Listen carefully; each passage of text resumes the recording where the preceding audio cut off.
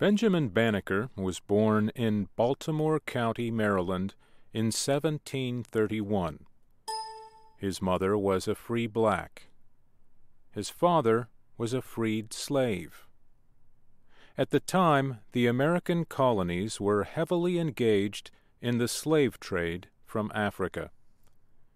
Around the time Banneker was born, about 37,000 enslaved people arrived in the colonies. Free black people, such as Banneker, were rare. Free blacks also faced the risk of being kidnapped and sold as slaves. Young Benjamin Banneker showed remarkable skill in mathematics and mechanics. He did not regularly go to school because of his work on the family farm, but he did briefly attend a local Quaker school. Quakers are a religious community who believe in racial equality, an unusual idea at the time. The mechanics of machines greatly interested young Banneker. He showed his mechanical abilities by building an accurate clock made of wood at the age of 22. Some say it was the only clock of its kind in the Americas.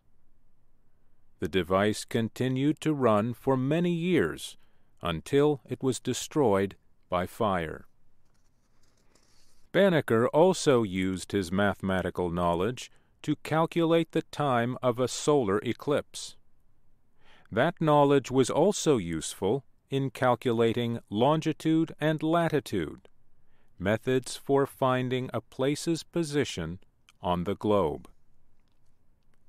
As a young man, Banneker developed a working relationship with a surveyor named Andrew Ellicott. Surveying is the measuring and mapping of land. It was an important task in a young country where land records needed to be made.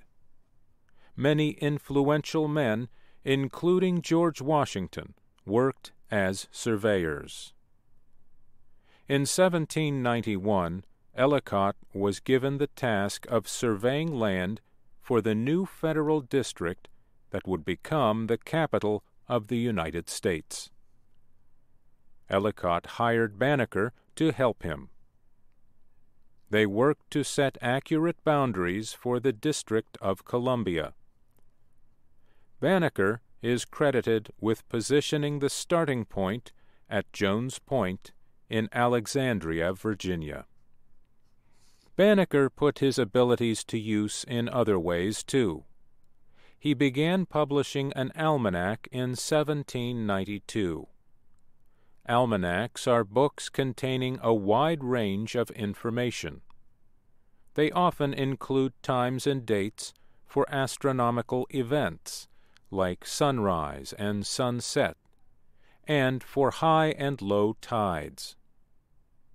It was the kind of information that farmers or fishermen around the Chesapeake Bay would need and use.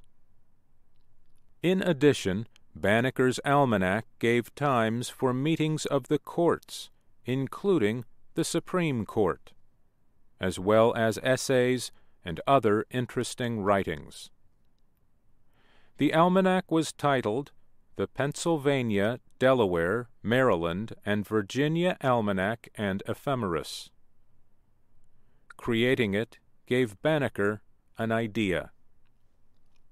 The year before the first copy was published, he sent an early version to Thomas Jefferson, who was then the Secretary of State. With the book, Banneker sent a letter. Jefferson was known throughout the country as the author of the Declaration of Independence. Banneker knew the document stated that all men are created equal.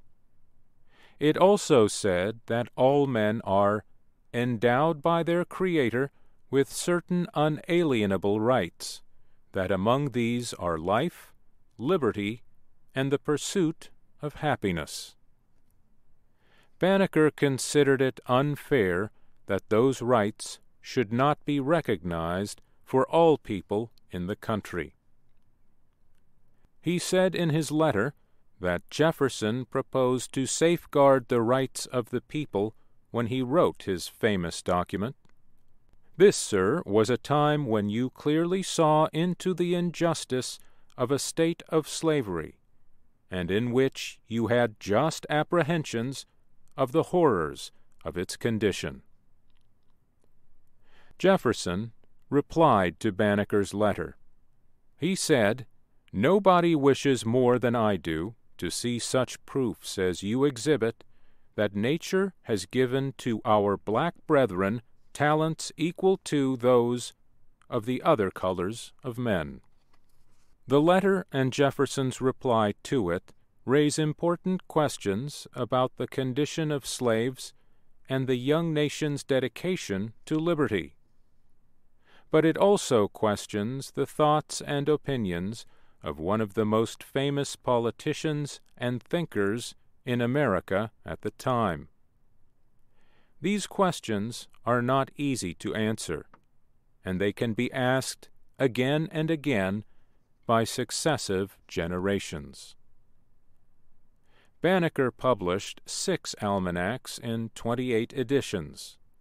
He continued to live on his farm until his death in 1806. By that time, Thomas Jefferson was serving his second term as President of the United States. The letter to Benjamin Banneker from Thomas Jefferson can be found online at the Library of Congress website.